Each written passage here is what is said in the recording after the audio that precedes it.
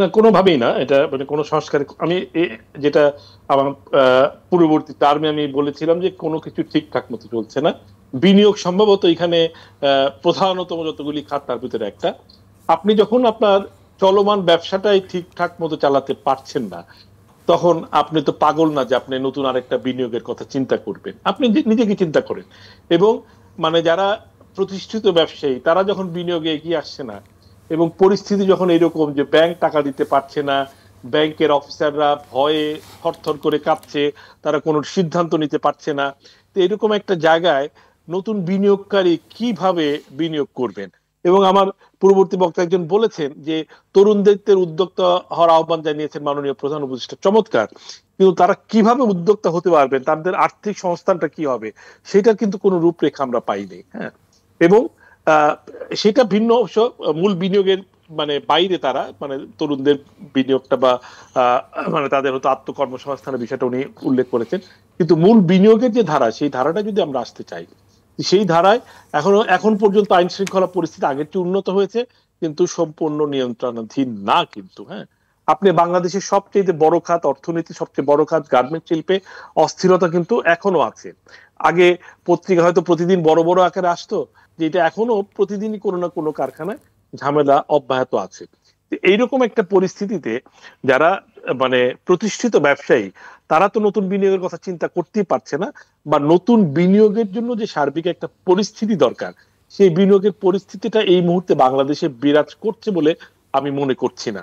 আর আপনি দেশীয় বিনিয়োগকারীরা যখন দেশে বিনিয়োগ করছে না, তখন বিদেশি বিনিয়োগকারীদের পিছনে মানে দৌড়ানোটা সময় নষ্ট, অর্থ অপচয় এবং আপনার এফোর্টের অপচয়। আপনি পরিস্থিতি ভালো না করে শুধুমাত্র, হ্যাঁ, এটা আপনি লোক দেখানোর জন্য বলতে পারেন যে আমরা এতগুলো সেমিনার করেছি, আমরা ওইখানে করেছি, আমরা এত বিলিয়ন ডলারের প্রতিশ্রুতি পেয়েছি, যেটা সরকারি ভাষ্য খুব প্রতিশ্রুতি তারা মানে ওই কোন ফেয়ার শেষ হলে পরেই আমরা জানি যে এত বিলিয়ন ডলারের অর্ডারের প্রতিশ্রুতি পাওয়া গেছে। ওইটা যারা ফেয়ার সংশ্লিষ্ট থাকেন তারা জানেন এই পুরো এই ফিগারগুলি ফেক। হ্যাঁ, তো এইরকম আমি ফেক বলবো না কথাটা, হয়তো যে এইটা খুব বাস্তব ভিত্তি নাই। আপনি বিনিয়োগের প্রতিশ্রুতি পাওয়া আর বিনিয়োগের জন্য অর্থায়ন আসার ভিতরে মানে গ্রে এরিয়াটা অনেক বড়, অনেক বড়। এবং এই জায়গাটাতে আমি কার্যকর কোনো পদক্ষেপ দেখছি না বিনিয়োগের। অনেক আমাদের অনেক এক্সপার্ট আমরা নিয়োগ দিয়েছি, সরকার অনেক এক্সপার্ট নিয়োগ দিয়েছেন বিদেশি বিনিয়োগকারীদের আকৃষ্ট করার জন্য। কিন্তু এক্সপার্টের কথা একজন বিনিয়োগকারী বিনিয়োগ করতে আসবে না।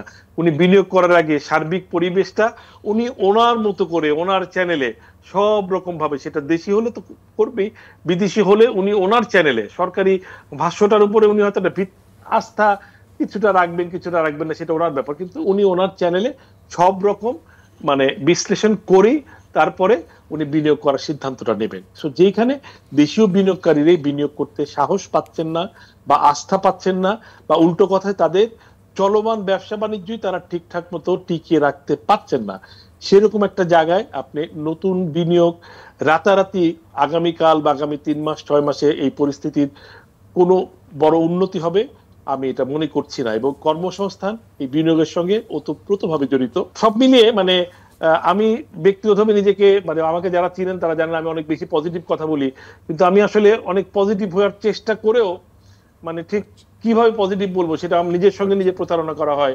আমি সরি যে মানে আমি আসলে খুব ভালো আশার আলো ইমিডিয়েট কিছু হবে আমি দেখতে পাচ্ছি না। এখন ওই সংস্কার কমিশনের রিপোর্টগুলো বের হওয়ার পরে যদি আপনি কি একটা দুইটা ইতিবাচক কোনো কিছুই দেখছেন না? ইতিবাচক একটা দিক ধরেন, আমি যদি রপ্তানি খাতে আছি, গার্মেন্টস সেক্টরে আমি ইতিবাচক সংবাদ এইটাই দিতে পারি যে আন্তর্জাতিক বাজারে যে একটা মন্দা যে ভাব ছিল, সেই মন্দা ভাবটা কিন্তু কেটে গেছে। বাজারগুলো অনেক চাঙ্গা হয়েছে, মানে নর্থ আমেরিকা বলেন, ইউরোপ বলেন। আমি গত সপ্তাহে মেক্সিকো ঘুরে এসেছি, সেটা একটা নতুন বাজার, সেখানেও আমি ভালো সাড়া দেখেছি। তো সব মিলিয়ে আমার কাছে এই যে একটা মানে এটা আমার কাজে লাগাতে হবে, এই অপরচুনিটিটাকে কাজে লাগাতে হবে। সুযোগ তৈরি হলে তো হবে না, সুযোগটা গ্রহণ করবার ক্যাপাসিটি তো আপনার থাকতে হবে। আপনি যদি গার্মেন্টস সেক্টরে এখন সুযোগ তৈরি হয়েছে, কিন্তু আপনি যদি গার্মেন্টস এর বাংলাদেশের সবচেয়ে বড় হাব আশুলিয়া, সাভার, গাজীপুর, এইখানে যদি প্রতিদিন কোনো না কোনো জায়গায় এখনো গোলযোগ থাকে, তাহলে বায়ার কিভাবে কনফিডেন্টলি ওই এলাকাতে অর্ডার প্লেস করবে? সে তো নিশ্চিত না তার অর্ডারটা টাইম মতো যাবে। এখন আমরা কত তাড়াতাড়ি নিজেদেরকে গুছিয়ে এই সুযোগটা কাজে লাগাতে পারি, সেই দিকে যারা কর্তা ব্যক্তি আছেন, যারা পলিসি মেকার আছেন, তাদের আরো গভীর মনোযোগ আমি প্রত্যাশা জি। করছি।